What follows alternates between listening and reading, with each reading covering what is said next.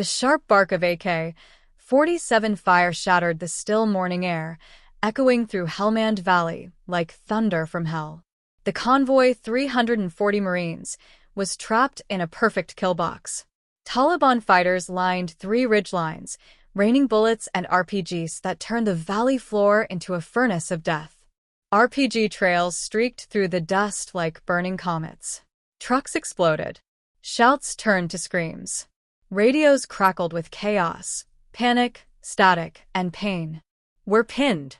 Taking heavy fire. Request immediate extraction." But no answer came. From above, the map looked like a heartbeat fading, blue dots blinking out one by one. Each was a life. Inside the operations center, officers hesitated. Rules forbade flying into a hot zone. The rulebook didn't care that 340 men were minutes from dying. And in the corner stood a small, quiet pilot, listening. Her name was Lieutenant Rachel Thompson. They called her the taxi driver. But soon, those same men would call her something else entirely, the angel who flew through hell. Rachel Thompson looked like no one special, 5'3", light brown hair pulled into a bun, freckles dusting her fair skin. She wasn't loud. She didn't brag. In a room full of egos, she was invisible. The other pilots mocked her. "Supply runs only," they'd say. "Let the big boys handle combat." Even Captain Hayes, the only other woman on base, laughed along. To them, Rachel was a checkbox, not a warrior. But beneath that quiet voice lived something they couldn't measure. She'd memorized every canyon, every wind pattern within 50 miles. While others flexed, she studied. While they slept, she took notes. Now, those notes replayed in her mind as she listened to the screams coming from the radio. Marines were dying. Command refused to act. Her hand trembled, not from fear, but fury. The kind that builds slowly until it becomes unshakable. She'd been told to stay in her lane. But that lane ended at a mass grave. As she looked at the tactical map, Rachel whispered under her breath, "There's still a way, and if you're crazy enough to fly it." Major Bradford stood tall, his jaw clenched as the radio hissed with desperate voices. "We wait for them to reach a safe zone," he said coldly. "No exceptions." Rachel stepped forward. "Sir, they can't move. The valley's a kill box. They'll be wiped out." Bradford's glare cut through her words. "You're here to take notes, Lieutenant, not to think." The room went quiet. The sound of distant explosions echoed through the speakers. 340 Marines. No help coming. Rachel's knuckles whitened as she stared at the flashing grid coordinates. Somewhere out there, men she'd flown on supply runs were bleeding out, young, scared, waiting for a miracle. And in that silence, she decided, if command wouldn't send one, she would become it. She slipped out of the command center, her boots silent against the concrete. Past the grounded Blackhawks. Past the guards who never looked twice. Toward the forgotten hangar at the edge of base, Hangar 7.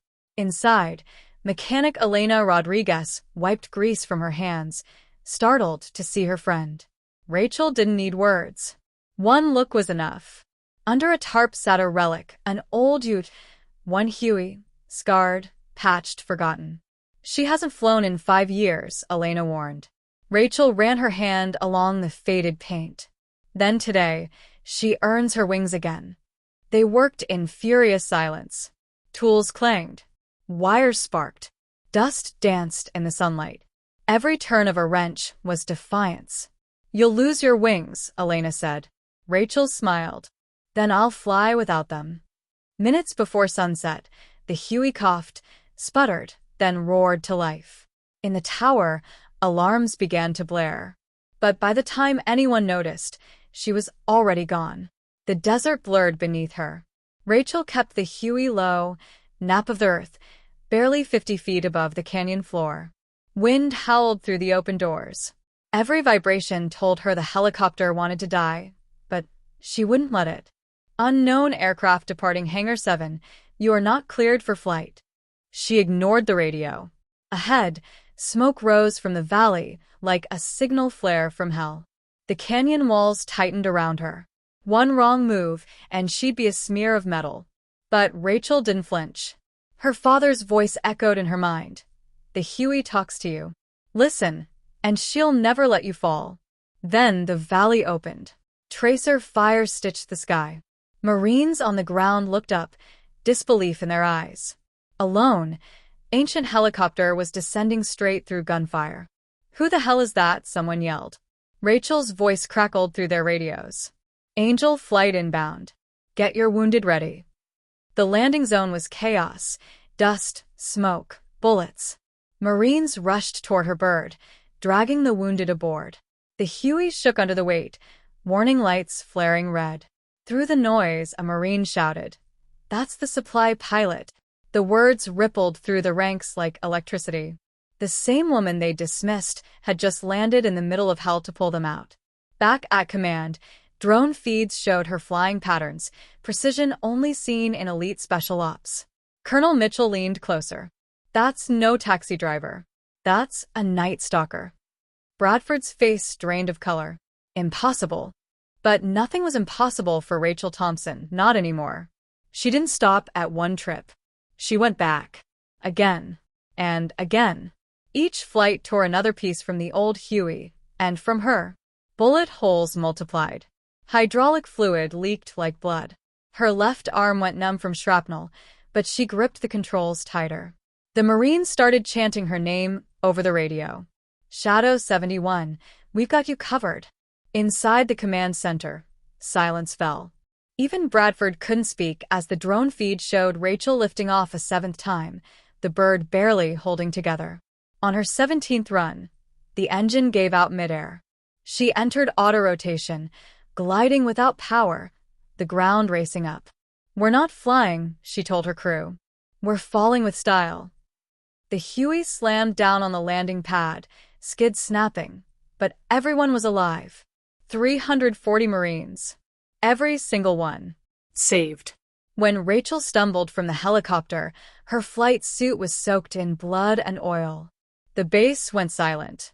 General Morrison stepped forward, saluted, and said, "Shadow 71, I owe you my son's life." Behind him, soldiers, men who once mocked her, followed suit. One by one, the entire base raised their hands in salute. Bradford tried to speak, but the general cut him off. "Major, you watched a hero do what you were too afraid to attempt. You're relieved of duty." Later, mechanics rebuilt the Huey, bullet holes sealed but never painted over. On its nose they stenciled a name, Shadow Phoenix. Rachel placed her hand on the metal. "She saved them," she whispered. "Now she deserves to rest." She wasn't supposed to be there. She wasn't supposed to fly. But when 340 Marines were left for dead, one woman ignored protocol and changed history. Captain Rachel Thompson, Shadow 71, proved that courage doesn't come from rank or muscle. It comes from heart. When fear said no, she whispered, "Watch me." So if you believe in quiet heroes and courage that doesn't need permission, share her story. Because somewhere another Rachel is waiting for her moment to fly through fire and save the people everyone else gave up on.